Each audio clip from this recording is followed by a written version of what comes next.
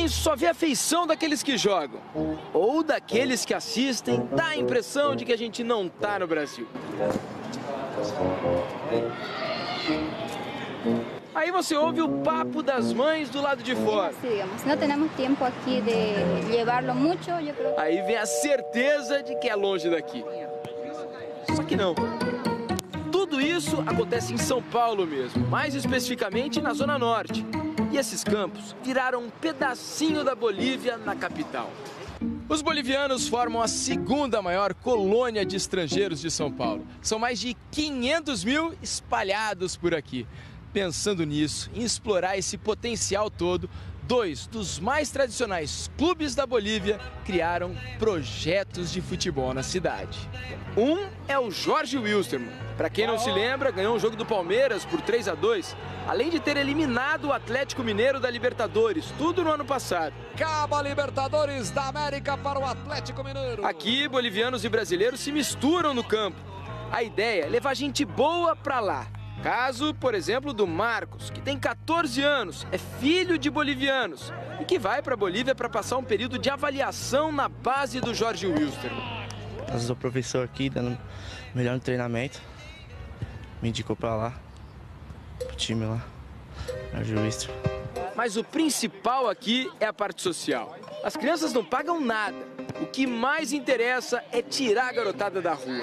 Tem bastantes meninos que não têm recurso para poder entrar na escola e esse projeto a gente está ajudando, né? Ajudando tantos meninos bolivianos e brasileiros também que não têm esse recurso para poder entrar em uma escola de futebol. Outro que investiu aqui no Brasil foi o Bolívar, time de La Paz, o mais popular do país. Há um ano tem sua filial em São Paulo. O contrato foi firmado com essa finalidade, de formarmos atletas aqui e aqueles que se destacarem naturalmente ter a possibilidade de ir para o Clube Bolívar nas categorias menores. Aqui, 95% dos meninos que participam dos treinos são bolivianos ou filhos de bolivianos. Podiam ter procurado escolinhas dos times paulistas, mas não. O fato de ter um time boliviano por perto virou um atrativo, além de evitar algumas brincadeiras que eles não gostam, não. Para ir para o Corinthians, tem muita burocracia. Tem alguns que, como diz, boliviano é filho de boliviano. De qualquer jeito fala, ô Bolívia, você tá aí? E aqui não tem isso. Aqui tá todo junto como se estivesse em casa.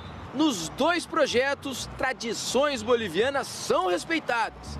Primeiro, no Bolívar. Comida típica boliviana para garotada. Tô vendo aqui que parece uma carne seca com queijo branco. Este es un plato típico de Bolivia, que es charquecán. Lleva mote, papa y huevo y charque. Quizás es durazno seco. Pêssego. Pêssego. Pêssego seco. Isso. Tá bom. Só para experimentar. É parecido com chá, né? E agora a molecada pode atacar tudo aqui, né? É isso? Pode atacar, vão comer à vontade, olha aí. Aí a parte que a molecada vai... Ah, acabou,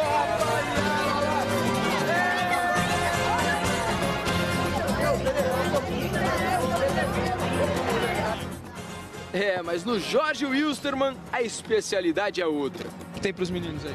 Aqui nós temos salteña, é um tiragosto boliviano, super gostoso. Eu queria que vocês experimentem. Esse é tradicional lá? Isso, bem tradicional, bem conhecido a nível internacional, a salteña boliviana. Tem um caldo lá dentro. Ah, tem caldo? Tem caldo, então você tem que quebrar aqui a pontinha. Quebra a pontinha? E... Morde? Morde um pouquinho, porque é muito grande, senão vai sair o caldo para fora. Aí tem um caldinho, ó. Aí tem que sugar o caldo.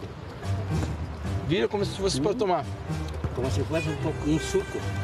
Vai ver.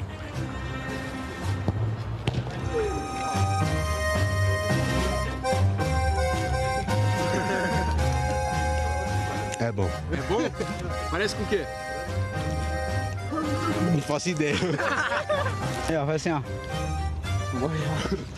Agora pode comer. Come, vai. Bom, não? É bom também, ó. Mano. É, ninguém perdeu tempo. A tradição vem de longa data, mas a comida acabou rapidinho.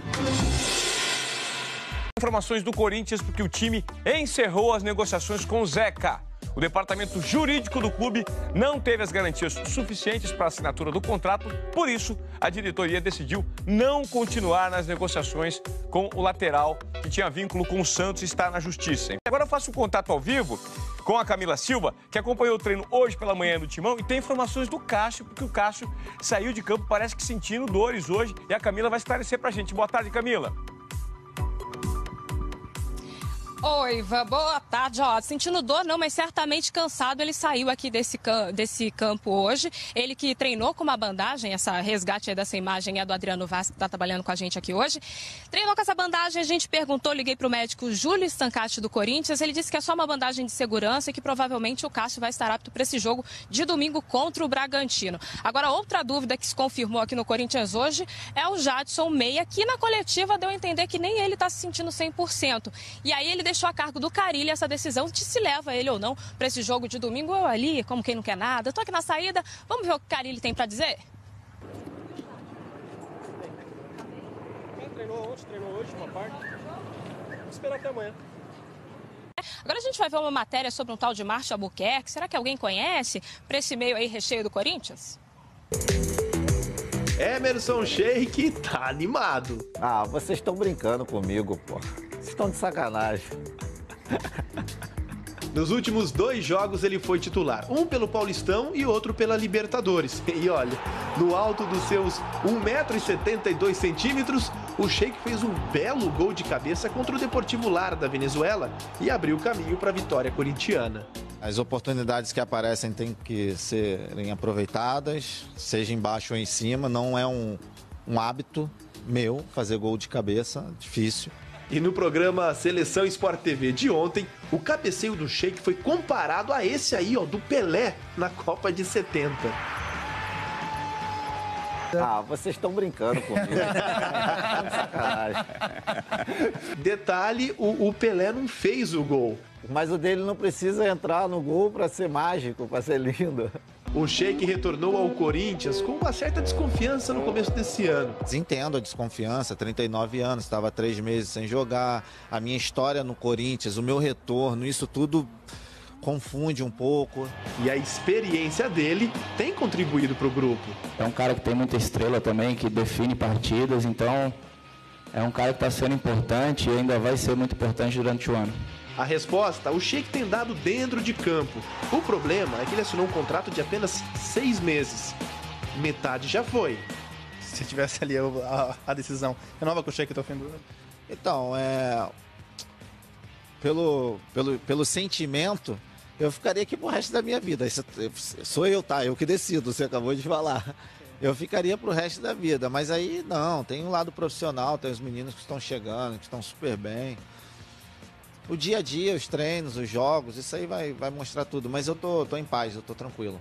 Informa, Emerson Sheik. Vamos falar do Palmeiras porque briga jurídica entre Fluminense e Gustavo Scarpa, essa é a informação, essa é a notícia. Só lembrando o que aconteceu, o Fluminense, o Scarpa estava no Fluminense e estava com salários atrasados. Ele conseguiu a liberação na justiça e fechou com o Palmeiras em janeiro.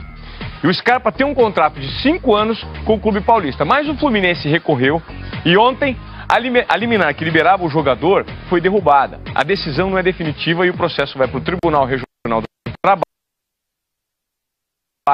Mas assim que a CBF for notificada, o vínculo do Scarpa volta a ser com o Fluminense. Por isso eu falo com o Marco Aurélio Souza, que está lá no centro de treinamento do Palmeiras. Eu quero saber como é que está a situação do Scarpa aí. Se ele joga esse fim de semana ou se não joga, Marco. Boa tarde. Boa tarde, Ivan. Boa tarde para o amigo ligado no Globo Esporte. A situação aqui é a seguinte: o Gustavo Scarpa não recebeu nenhuma notificação, então ele segue treinando normalmente e foi relacionado para o jogo de amanhã contra o Novo Horizontino. Ele não vai começar a partida porque na coletiva do Roger aqui, o treinador já disse que ele nesse momento não é titular, mas está relacionado sim. Para o Palmeiras, por enquanto, está tudo normal. Nos próximos dias, aí sim pode acontecer alguma novidade nesse caso. Por enquanto, repetindo, Gustavo Scarpa relacionado para o jogo contra o Novo Horizontino e até pode entrar em campo. Ivan Moré. Obrigado, Marco, pelas suas informações. Um grande abraço pra você. Gente, saiu hoje pela manhã o sorteio das quartas de final do torneio de futebol mais badalado do mundo, né? Que é a Liga dos Campeões. Olha cada jogão, ó. Quartas de final, Barcelona e Roma, Juventus e Real Madrid, Sevilla e Bayern de Munique, Liverpool, esse é o clássico inglês, Liverpool e Manchester City. Os jogos de ida são nos dias 3 e 4 e os jogos de volta nos dias 10 e 11 de abril. Seguinte, o Atlético de Madrid confirmou a fratura da fíbula da perna esquerda de Filipe Luís. A recuperação pode levar até 4 meses. O Filipe se machucou na vitória sobre o Lucopa e para o lugar dele, o Tite já convocou o lateral Alexandro da Juventus. Vamos falar de UFC, que tem UFC esse fim de semana. Fabrício Verdun está de volta, né? O brasileiro vai entrar em ação no sábado contra Alexander Volkov, na luta principal do card de Londres, o UFC Londres. E você assiste todas as lutas de Londres com exclusividade no canal Combate, o UFC. Vamos fazer o seguinte, intervalo rápido agora no Globo Esporte e na volta você vai ver o golaço que o menino que ainda está no terceiro colegial marcou ontem na Libertadores pelo Santos. Rodrigo é o nome da fera.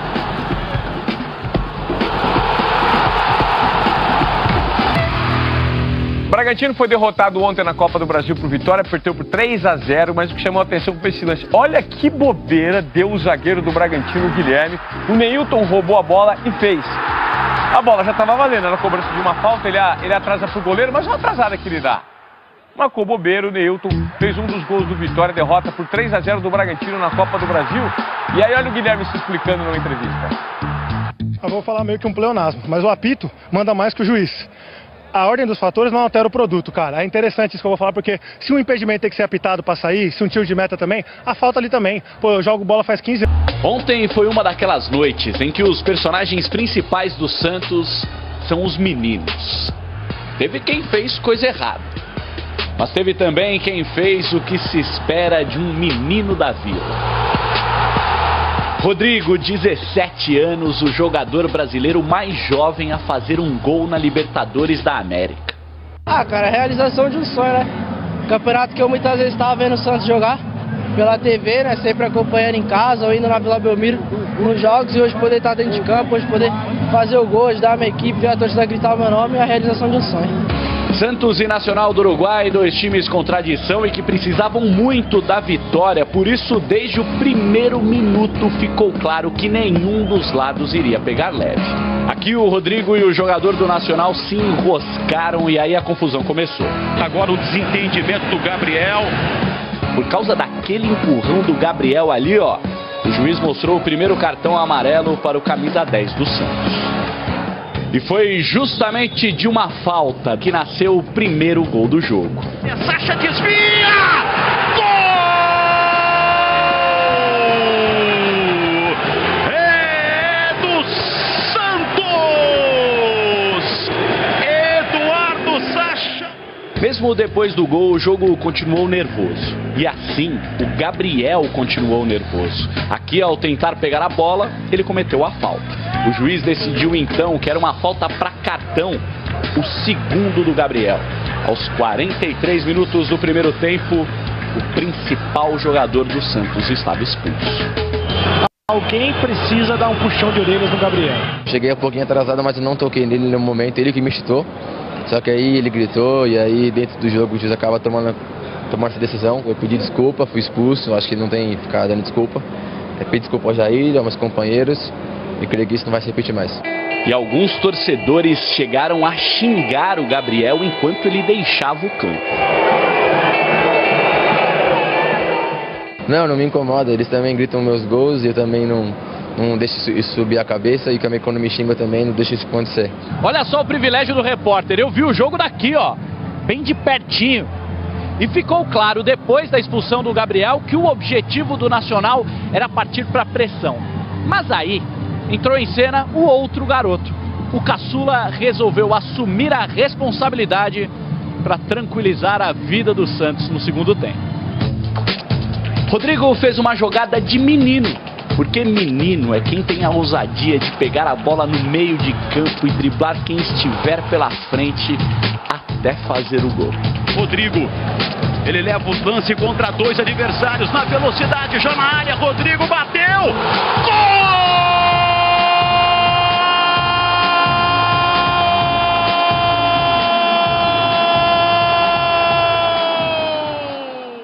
Mesmo com 1 a menos e com 2 a 0 no placar, o Santos quase não sofria e ainda teve mais uma chance preciosa que foi muito bem comemorada pelo Jair Ventura. Pênalti em cima de Arthur Gomes, pênalti cometido pelo Espino. Pênalti em cima de Arthur Gomes. O próprio foi para a cobrança, defesa do goleiro Conte. Pé direito, defendeu Conte. Só 7 minutinhos depois, enfim, o susto. Oliva pegou o rebote, dominou e fez um belo gol para o Nacional do Uruguai. Gol! É do Nacional, é de Oliva! Só que a esperança do Nacional não durou quase nada. No lance seguinte, o volante Alisson fez um lançamento de camisa 10. Eduardo Sacha outra vez, o segundo dele, o terceiro do Santos. Olha o Alisson, na frente, Eduardo Sacha para fazer, bateu! Gol! É do Santos outra vez! Foi um jogo com muita história para contar, mas a do Rodrigo é que vai ficar guardada. Quem sabe daqui a alguns anos a gente não lembre que ele teve que faltar na escola para poder ser o destaque do Santos num jogo de Libertadores da América. E em relação à escola, acho que os professores vão me entender, né? Porque eu faltei hoje. Ele leva o lance contra 2 adversários na velocidade, já na área, Rodrigo bateu! Gol! É de Rodrigo! Ô Rodrigo, a professora, diretor, os companheiros de trabalho de escola vão entender, né? Você está no 3º ano do ensino médio, na minha época era 3º colegial. Boa sorte, um dia eu vou ver aula com você, beleza? Vamos falar de Novo Basquete Brasil, porque no fim de semana tem o jogo das estrelas do Novo Basquete Brasil. E chegou uma torcida especial de Franca com uma caranga. De dentro dele a sensação é de estar no Big Brother. Todo mundo olhando, tentando tirar foto, acenando. Assim de fora faz mais sentido.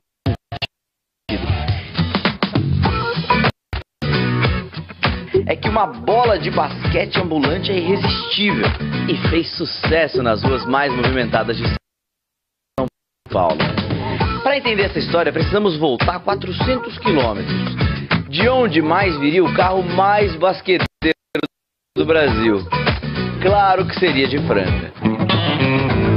Foi lá que os Barbosas tiraram um Fusca da garagem e encararam a estrada rumo à capital paulista. E aí, galera, estamos passando por Araraquara agora. Falta umas 2 horas para chegar em São Paulo. E lá vamos nós! É, domingo tem jogo das estrelas do NBB em São Paulo. E o Fuscão Laranja já estacionou no ginásio do Ibirapuera.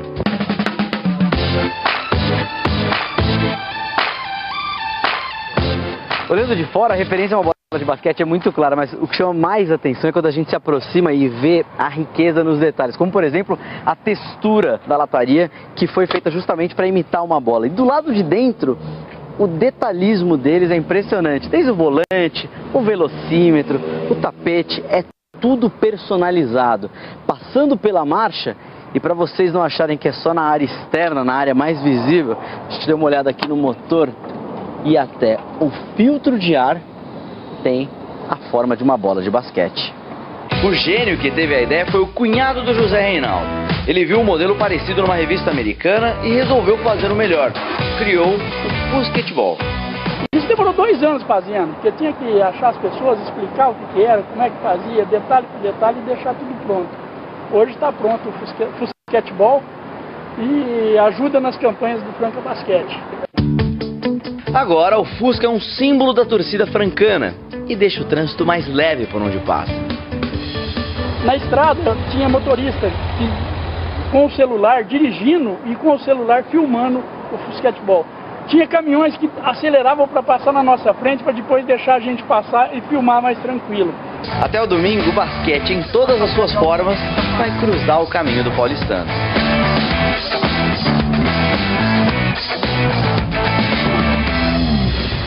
Que Fuscão massa! O Globo Esporte vai pro intervalo e na volta você vai ver que o Dodô dos Santos sofreu para fazer.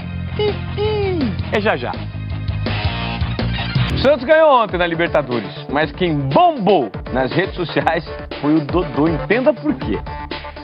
9h08. O juizão paraguaio apita o final do jogo e Dodô comemora a vitória do Santos, sem saber que a partir daquele momento começaria a viver um drama.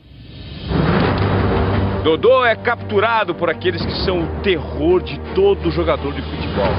Eles vestem o mesmo uniforme e são implacáveis. 50 minutos depois de ser capturado, Dodô usava as redes sociais para desabafar.